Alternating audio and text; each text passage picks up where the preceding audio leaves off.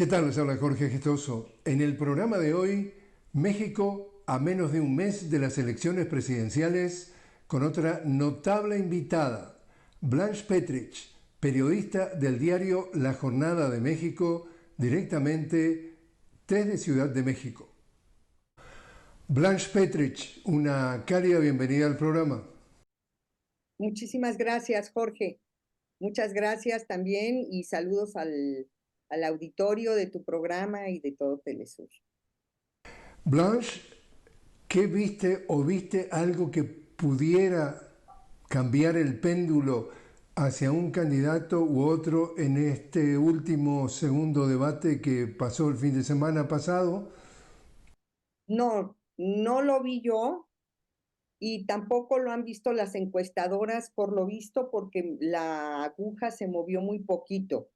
Sigue teniendo un alto índice de preferencias la candidata de la Cuarta Transformación, Claudia Sheinbaum, en un cada vez más lejano segundo lugar está Xóchitl Gálvez, la candidata de la oposición PRI-PAN-PRD, y quizás un elemento novedoso fue el tercer contendiente, Jorge Maínez, del Movimiento Ciudadano, que tuvo un desempeño muy interesante, pero subió de un muy lejano tercer lugar, por ahí alrededor de los 6, 7 puntos porcentuales a 10, aunque sí causó mucho revuelo, mucho ruido en redes y en medios, porque fue novedoso verlo tan desenvuelto y tal. Pero no. Ahora, mi pregunta es si las encuestas y estos debates, los resultados de los debates realmente, hasta qué punto determinan esta jugada y cuántos factores quedan fuera del visor y del radar de estos elementos que son los que tradicionalmente sirven como para ir midiendo y haciendo los pronósticos del resultado electoral. Porque hay factores siempre, ¿no? En juego que cambian, que pueden cambiar eventualmente. Estamos hablando del 2 de junio, la elección, estamos prácticamente... 4 semanas, ya nada más 4 semanas. Ahí está, estamos prácticamente a un mes y como tú dices, tendría que pasar algo excepcional para que pudiera cambiar la marea. Algo excepcional que no creo que pase o algo que no estamos viendo, ¿no? Un poquito para darte el contexto, este proceso electoral, pues ya lleva un tiempo muy largo, muy prolongado, porque hubo un periodo de precampañas, luego hubo un periodo también de mucha promoción y mucho ruido en los dos procesos de selección de las candidaturas por ambos bandos. Y bueno, se ha saturado muchísimo la agenda política en un contexto de muy fuerte polarización. A la gente del gobierno, de la Cuarta Transformación, de Morena, no les gusta mucho que se hable de la polarización, pero esta es un hecho casi desde el principio del sexenio, una polarización que, en mi opinión, enciende la mecha la oposición con las campañas de odio contra López Obrador, que no han cesado, pero que también retroalimenta mucho la oposición y desde sus mañaneras el presidente. Entonces, sí, los ánimos llegan muy caldeados en un contexto en donde, como en muchos lugares de América Latina, los medios de comunicación tradicionales, de comerciales, la televisión principalmente, pero radio y prensa escrita también, de manera unánime, casi unánime, juegan todas sus cartas a favor de la oposición y muy cargadas en contra del gobierno de la Cuarta Transformación y de López Obrador. Obviamente, Perdón. no, te decía que obviamente conociendo la historia de nuestra América Latina, un gobierno progresista, un gobierno en donde, como ha sido el de Andrés Manuel López Obrador, ha mejorado la calidad de vida de millones de mexicanos, ha creado un movimiento y que ya no es solamente a nivel de una región, sino, por ejemplo, en el caso de las elecciones de gobernadores, el triunfo ha sido a nivel nacional. Eso resulta urticante, y fíjate la palabra que te uso, urticante, para la oligarquía y para los vecinos del norte que les gusta tener gobiernos neoliberales de derecha que manejan sus intereses a placer. Tú sabes, por ejemplo, y mejor que nadie, que, por ejemplo, son capaces de sacar una carta en el último momento, en el caso de Ecuador, en la elección anterior a la última, que Andrés Arauz podría ganarle a Lasso, a Guillermo Lasso, entonces sacaron un fiscal de Colombia que lo hicieron viajar para mentir de que le habían financiado la campaña a la guerrilla, cosa que no era mentira, que fue mentira, pero que en definitiva tuvo su impacto. En esta última, en que ganó este muchacho Daniel Noboa, también representante de la derecha y el hijo del hombre más rico de Ecuador, llegaron a matar a un candidato presidencial, estamos hablando de Villavicencio, para culpar al partido que representaba en la candidata del correísmo y de esa manera dieran vuelta a la tendencia. Conociendo nuestra América Latina, ¿te sorprendería que hasta último momento saquen una carta de cualquier tipo? Yo creo que ya en el caso mexicano ya la sacaron, Jorge, en un momento anterior, que sirvió mucho a la derecha para colocar la etiqueta narcopresidente, narcogobierno y ahora, sin ningún indicio, narcocandidata, en detrimento de Claudia Sheinbaum, que fue la publicación en el New York Times y otros medios estadounidenses de una vieja investigación de la DEA buscando probar, una investigación que no llegó a nada, por cierto, previa a las elecciones pasadas, que buscaba probar que del gobierno de López Obrador se había financiado no, perdón, al revés. El narcotráfico había metido dinero para la campaña de López Obrador. En las investigaciones de la DEA no hubo ninguna prueba, era una carpeta vieja, archivada en un callejón sin salida, pero lo retomaron, ¿no? De dónde salió la DEA reactiva este tema en estos medios que se prestaron al juego. No tuvo ningún efecto.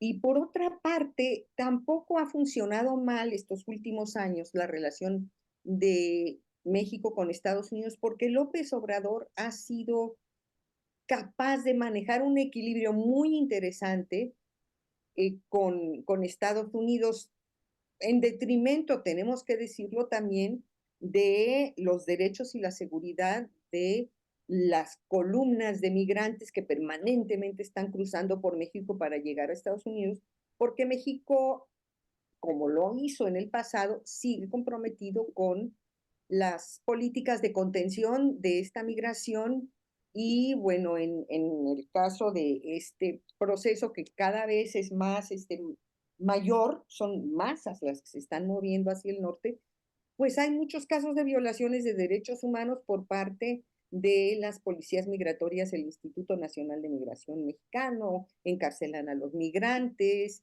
hay mucho maltrato, y México con al acceder a las políticas de contención estadounidenses, pues ha caído en estas políticas. Pero por otra parte hay que decir que la relación con sus fricciones lógicas de la vecindad tan anómala y asimétrica que hay entre México y Estados Unidos, pues no han tenido un momento de crisis eh, fuera de que a lo mejor Estados Unidos no le gusta y preferiría tener un gobierno del PRIAN, no es el nivel de crisis o de afán de detener a Morena como sí el afán de detener al correísmo en Ecuador, refiriéndome al ejemplo que has puesto, o a los otros procesos progresistas latinoamericanos. No es el mismo nivel de tensión, ¿no? México y Estados Unidos tienen que tener otro nivel de relación porque somos vecinos, ¿no? Es demasiado potente la cercanía geográfica. ¿Y tú has visto en esta campaña electoral que se ha de alguna forma infiltrado el tema de la migración viniendo, digamos, las denuncias del norte? Porque dentro de Estados Unidos es uno de los dos temas más calientes que están usando los dos candidatos presidenciales, Biden y Trump. Y Trump, por supuesto que tú te acuerdas que cuando anuncia su presidencia decía de que los mexicanos traían la droga, traían todo eso, pero algunos de ellos eran buenos. Bueno, ahora ya dice que el primer día de su elección, si llega a ganar, entonces va a mandar al ejército a la frontera a terminar, porque él termina todo rápidamente, como las guerras, etcétera, que promete terminarlas en 24 horas.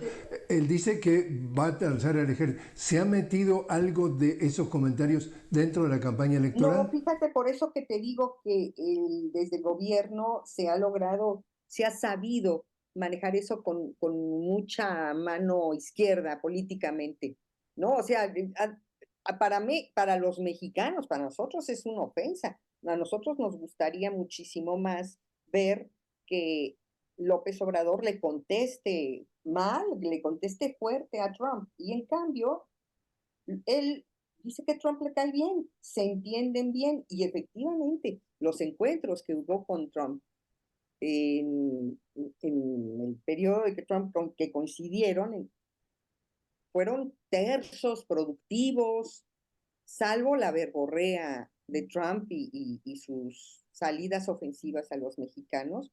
Esto no fue un irritante adicional en la relación bilateral. Se ha manejado con esa capacidad política de mantener ese equilibrio, ¿no? A eso es a lo que me refería. Es interesante porque eso ha hecho que el López Obradorismo o la cuarta transformación no sea un objeto a derribar por parte de la política estadounidense y se ha podido navegar ahí más o menos, ¿no? Con los conflictos de por sí. Y respecto a Blanche, a política exterior, ¿queda claro las propuestas de, por ejemplo, estamos hablando de Claudia Sheinbaum o la de Xochitl Gálvez, si difieren? Y respecto, por ejemplo, a América Latina, ¿han hecho comentarios cuál sería su política exterior? Xochitl Gálvez es muy confusa en todo y en política exterior más, no entiende absolutamente nada. Felicito a Milei, por ejemplo, el triunfo de Milei. Ella dijo que la libertad y no sé cuánta cosa, ¿no? Muy a contracorriente del sentir en México respecto a ese viraje en Argentina, por ejemplo.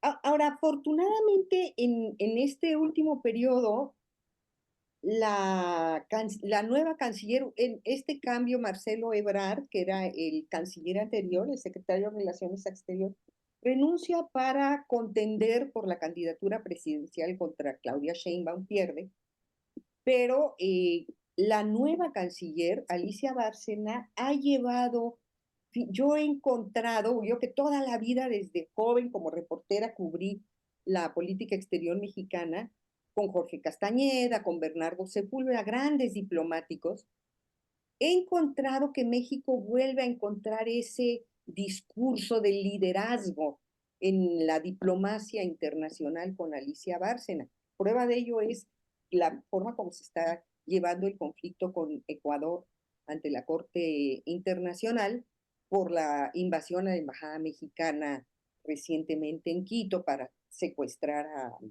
ex vicepresidente Jorge Glass. Y en materia bilateral también se nota que cuando se lleva con profesionalismo el arte diplomático, que es todo un arte efectivamente, es muy interesante la lectura de lo que ocurre en la relación bilateral y también de cara a las relaciones con el resto de América Latina y en particular con Sudamérica, que es un terreno que nuestra canciller conoce muy bien. Ella fue embajadora en Chile, estuvo presidiendo la CEPAL muchísimos años, su compañero es chileno, tiene hijos chilenos, y tiene ese conocimiento profundo de la región. Entonces, en ese sentido, pues es interesante lo que se está produciendo. Y eso no ha quitado también que México haya sido también capaz de tener una posición muy firme, por ejemplo, para rescatar a Evo Morales en el intento de golpe de Estado, de un arresto que pudo haber ido mal, que pudiera intervenir para poner a salvo a la familia de Pedro Castillo después del golpe en Perú. En fin, México sigue teniendo esos elementos que había perdido, por cierto, en el último periodo desde Ernesto Zedillo, Fox, Calderón, los últimos presidentes PRI y PAN. Blanche, te invito a hacer una pequeña pausa.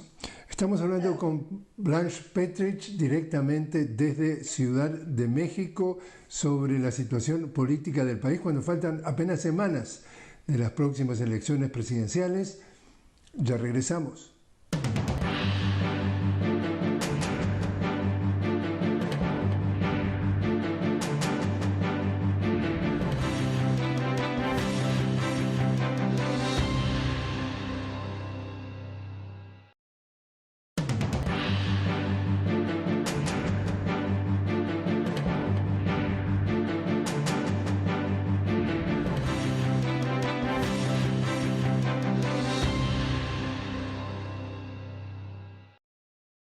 Continuamos hablando con Blanche Petrich directamente desde Ciudad de México, país en el que faltan apenas semanas para una nueva elección presidencial. Blanche, han pasado casi 10 años con el caso de Ayotzinapa y ¿dónde estamos? 8 años. 9, perdón. Pues es complejo, Jorge, y yo creo que eso va a ser uno de los temas que, aunque le enoje mucho al presidente López Obrador que se diga, en donde él va a quedar a deber porque no se llegó a fondo. Yo no diría, no se puede decir, en honor a la verdad y la justicia, que López Obrador no hizo nada, porque no hay que olvidar que la desaparición de estos 43 estudiantes, más 3 asesinatos, y que han habido otras muertes de estudiantes de Ayotzinapa posteriormente, terminó con una mentira histórica perversa y un carpetazo judicial que pretendió darle el presidente anterior, Peña Nieto. Y llegando a la presidencia, AMLO se compromete con las familias, se reabre el expediente, regresa este grupo de expertos, el GIEI, que había sido nombrado como coadyuvante de las víctimas, se avanza muchísimo en la investigación, se desechan todas estas falsas resoluciones que se había llegado en el pasado.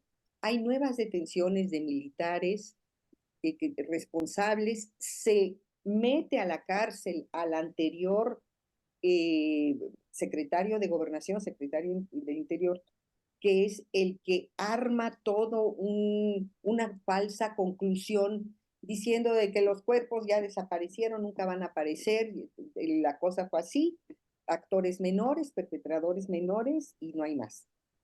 Haber eliminado esa verdad histórica, como se le conoce aquí, fue un gran avance, y haber puesto en el escenario las pistas principales de lo que ocurrió fue muy importante. Pero hay una cosa, el tema de Ayotzinapa hay que entenderlo porque se da y está comprobado dentro de una trama de narcotráfico en Guerrero, del tráfico de la heroína que se cultiva en la Sierra de Guerrero y que va hasta Chicago.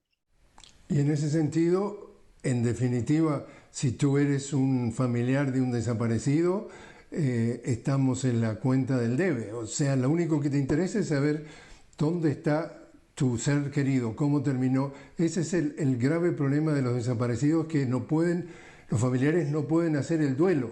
Y punto. Y hasta que no lo encuentren, hasta que no encuentren la respuesta, seguirán insistiendo, insistiendo e insistiendo. Es decir, terminará el periodo de Andrés Manuel López Obrador, pero ese reclamo de los familiares va a seguir eternamente hasta que se aclare, ¿no crees? Como sigue el reclamo de los familiares y los descendientes de los desaparecidos de la guerra sucia de los años 70, que por cierto también se avanzó, se creó una comisión, se creó un mecanismo de verdad histórica, y ellos también terminan con un reclamo muy fuerte. No hay que olvidar que México, la cuenta de desapariciones forzadas del pasado y del presente en México es altísima.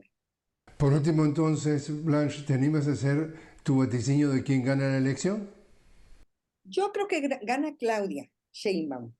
Yo sí veo como un ánimo, hay mucho entusiasmo, además es una estupenda candidata. Yo creo que ha tenido dentro de su estilo muy austero, muy sobrio, digamos, todo lo contrario del político demagogo. Sus propuestas son muy realistas y aplicables. Lo que podría, no sé, el ánimo de odio le impide a mucha gente, sobre todo clase media, clase alta, ver con claridad cómo están las cosas. Pero hay un riesgo que si me da tiempo, sí quisiera comentarlo. La institución, el árbitro electoral, el INE, Instituto Nacional Electoral, es una institución en crisis que no se pudo reformar.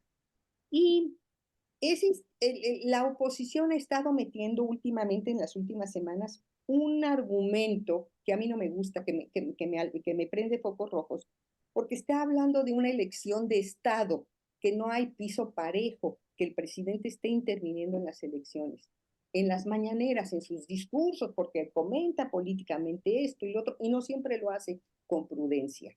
Entonces, se ha ordenado que retire varios de los videos sobre sus intervenciones, pero en la mañanera, alegando que interviene en el proceso electoral, pero el presidente lo sigue haciendo y ya hay varias demandas en el Instituto Electoral que pueden ser, en la teoría, causales para la anulación de las elecciones.